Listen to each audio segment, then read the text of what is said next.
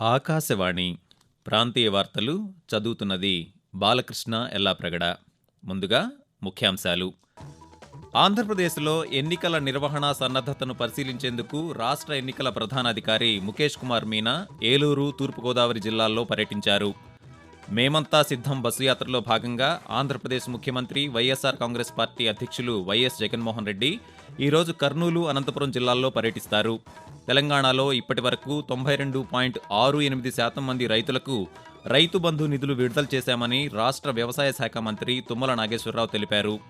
ప్రజాగళం యాత్రలో భాగంగా తెలుగుదేశం పార్టీ అధినేత నారా చంద్రబాబు నాయుడు ఈరోజు వైఎస్ఆర్, తిరుపతి జిల్లాల్లో ప్రచారం నిర్వహించనున్నారు.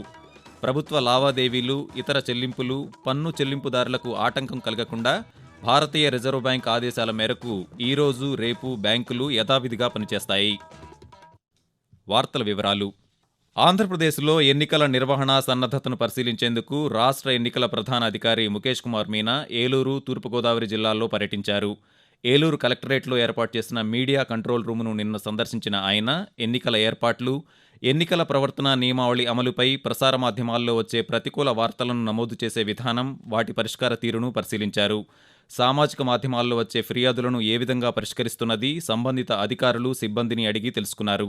అనంతరం రాజమహేంద్రవరం సమీపంలోని నన్నయ్య విశ్వవిద్యాలయం ప్రాంగణంలో ఏర్పాటు చేసిన వివిధ నియోజకవర్గాల ఓట్ల లెక్కింపు కేంద్రాలు, స్ట్రాంగ్ రూమ్లను పరిశీలించిన ముఖేష్ కుమార్ మీనా ముందస్తు ఏర్పాట్లపై సంతృప్తి వ్యక్తం చేశారు. ఈవీఎం, ఇతర అనుబంధ యూనిట్లు భద్రపరిచే స్ట్రాంగ్ రూమ్ల వద్ద కట్టుదిట్టమైన భద్రతా, రక్షణ చర్యలు చేపట్టాలని అధికారులను ఆదేశించారు. పార్లమెంటుతో పాటు పలు రాష్ట్రాల శాసనసభ ఎన్నికలకు షెడ్యూల్ ప్రకటించిన తరువాత ఎన్నికల నియమావళికి విరుద్ధంగా అనేక పార్టీల నాయకులపై భారీ సంఖ్యలో ఫిర్యాదులు అందాయని కేంద్ర ఎన్నికల సంఘం తెలిపింది. గత 2 వారాల్లో దేశవ్యాప్తంగా అందిన ఫిర్యాదులు, వీటిలో పరిష్కరించిన వాటి వివరాలను నిన్న వెల్లడించింది. ఈ నెల 16వ తేదీ నుంచి నిన్నటి వరకు దేశవ్యాప్తంగా 79,000 ఫిర్యాదులు సి-విజిల్ యాప్ ద్వారా అందాయని తెలిపింది. వీటిల్లో 99% ఫిర్యాదులను పరిష్కరించామని, అదే సమయంలో 89% ఫిర్యాదులను కేవలం 100 నిమిషాల్లోనే పరిష్కరించామని తెలియజేసింది. ఎన్నికల నియమావళికి విరుద్ధంగా ఎవరైనా ప్రవర్తిస్తే వెంటనే సి-విజిల్ ద్వారా ఫిర్యాదు చేయాలని కేంద్ర ఎన్నికల సంఘం సూచించింది. తెలంగాణలో వ్యవసాయ పురోగతికి కాంగ్రెస్ ప్రభుత్వం కట్టుబడి ఉందని రాష్ట్ర వ్యవసాయ శాఖ మంత్రి తుమ్మల నాగేశ్వరరావు తెలిపారు. రైతుల శ్రేయస్సుకే తొలి ప్రాధాన్యత ఇస్తున్నామని వెల్లడించారు. హైదరాబాదులో నిన్న ఆయన మాట్లాడుతూ మేనిఫెస్టోలో ప్రకటించిన విధంగా ఒకేసారి 2 లక్షల రూపాయల రుణమాఫీని అమలు చేయడానికి భారతీయ రిజర్వ్ బ్యాంక్, బ్యాంకులతో కలిసి విధి విధానాల రూపకల్పన చేస్తున్నామని మంత్రి వివరించారు. 2023-24 సంవత్సరం యాసంగి సీజన్కు సంబంధించి నిన్నటి వరకు 64,75,819 మంది రైతులకు రైతు బంధు నిధులు విడుదల చేశామని, ఇప్పటి వరకు 92.68% మంది రైతుల బ్యాంకు ఖాతాల్లో నిధులు జమ అయ్యాయని తుమ్మల నాగేశ్వరరావు తెలియజేశారు. పార్టీలో కష్టపడిన వారికి సముచిత స్థానం కల్పిస్తున్నామని తెలంగాణ కాంగ్రెస్ పార్టీ అధ్యక్షులు, ముఖ్యమంత్రి రేవంత్ రెడ్డి తెలిపారు. ఇప్పటికే కొందరికి నామినేటెడ్ పదవులు ఇచ్చామన్నారు. హైదరాబాద్ గాంధీ భవన్లో నిన్న ఆయన మాట్లాడుతూ కాంగ్రెస్ ముఖ్య నాయకులు డి. శ్రీధర్బాబు నేతృత్వంలోని మేనిఫెస్టో కమిటీకి సలహాలు ఇవ్వాలని నేతలకు సూచించారు. అసెంబ్లీ, పార్లమెంటు నియోజకవర్గ ఇన్ఛార్జీలను నియమించి ప్రచార కార్యక్రమాలు చేపట్టాలని కోరారు. అఖిల భారత కాంగ్రెస్ కమిటీ మేనిఫెస్టోలోని 5 న్యాయ గ్యారంటీల ప్రచారాన్ని విస్తృతం చేస్తూ తెలంగాణకు సంబంధించిన పెండింగ్ పనులను మేనిఫెస్టోలో చేర్చాలని రేవంత్ రెడ్డి సూచించారు.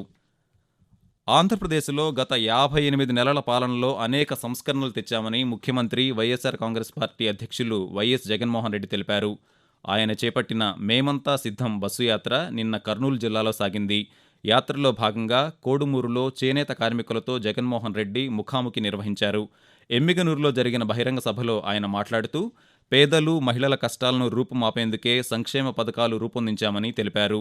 కార్పొరేట్ పాఠశాలలకు ధీటుగా ప్రభుత్వ పాఠశాలను తీర్చిదిద్దామని పేర్కొన్నారు. కాగా మేమంతా సిద్ధం బస్సు యాత్రలో భాగంగా జగన్మోహన్ రెడ్డి ఈరోజు కర్నూలు, అనంతపురం జిల్లాల్లో పర్యటిస్తారు. గడచిన 5 ఏళ్లలో ఆంధ్రప్రదేశ్లో అభివృద్ధి కుంటుపడిందని తెలుగుదేశం పార్టీ అధినేత నారా చంద్రబాబు నాయుడు విమర్శించారు.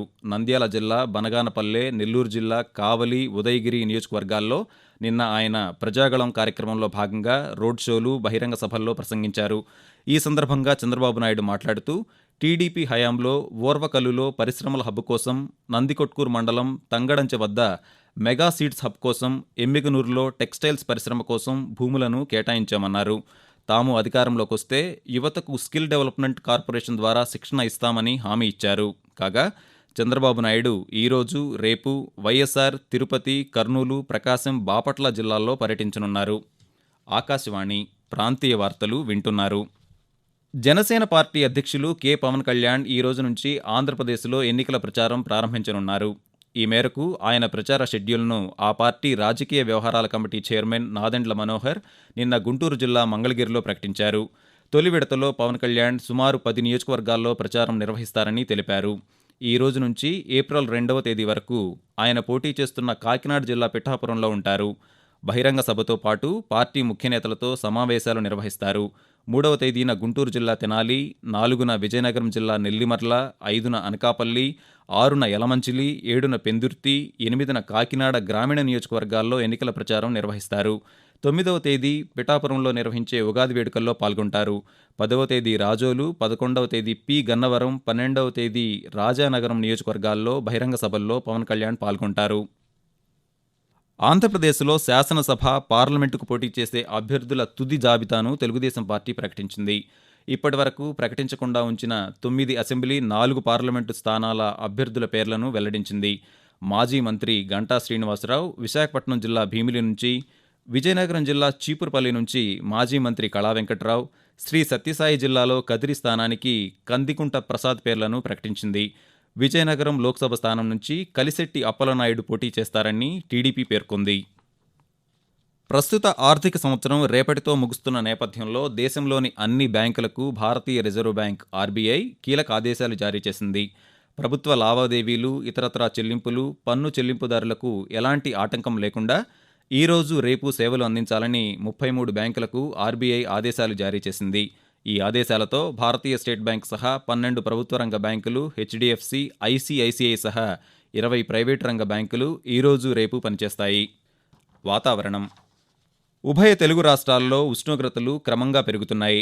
ఆంధ్రప్రదేశ్లోని రాయలసీమ, ఉత్తర కోస్తాలోని 31 మండలాల్లో నిన్న వడగాల్పులు వీచాయి. రాబోయే 2 రోజుల్లో ఉత్తర కోస్తా, రాయలసీమలోని పలు ప్రాంతాల్లో వేడి, తేమతో కూడిన అసౌకర్య వాతావరణం ఏర్పడవచ్చని అమరావతిలోని భారత వాతావరణ కేంద్రం శుక్రవారం పేర్కొంది.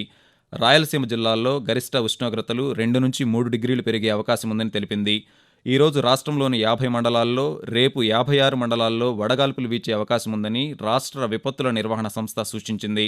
నిన్న అత్యధికంగా ప్రకాశం జిల్లా మర్రిపూడిలో 43.7 డిగ్రీల ఉష్ణోగ్రత నమోదైంది. తెలంగాణలోని ఆదిలాబాద్లో 43.3 డిగ్రీలు, నల్గొండ జిల్లా నాంపల్లిలో 43 డిగ్రీలు, గద్వాల్లో 42.8 డిగ్రీలు, కుమరం భీం, ఆసిఫాబాద్ జిల్లా ధనోరాలో 42.7 డిగ్రీలు, రంగారెడ్డి జిల్లా మొయినాబాద్ మండలం కేతిరెడ్డిపల్లిలో 42.7 డిగ్రీల ఉష్ణోగ్రతలు నమోదయ్యాయి. ఏప్రిల్ 1, 2 తేదీల్లో రాష్ట్రంలో వడగాల్పులు వీస్తాయని హైదరాబాద్లోని భారత వాతావరణ కేంద్రం తెలిపింది. భారత్, అమెరికా త్రివిధ దళాలు సంయుక్తంగా ఆంధ్రప్రదేశ్లోని కాకినాడ తీరంలో నిర్వహిస్తున్న టైగర్ ట్రయంఫ్ 24 విన్యాసాలు ఆకట్టుకున్నాయి. అమెరికాకు చెందిన యుద్ధ నౌకలతో పాటు భారత్ తరఫున ఐఎన్ఎస్ జలాశ్వ, కేసరి, ఐరావత్ యుద్ధ నౌకలు ఈ విన్యాసాల్లో పాల్గొన్నాయి. ఈ కార్యక్రమాల్లో మన దేశం నుంచి 700 మంది, అమెరికా నుంచి 400 మంది సిబ్బంది తమ పోరాట పటిమను ప్రదర్శించారు. ఆకాశవాణి ప్రాంతీయ వార్తలు ముగించే ముందు ముఖ్యాంశాలు మరోసారి.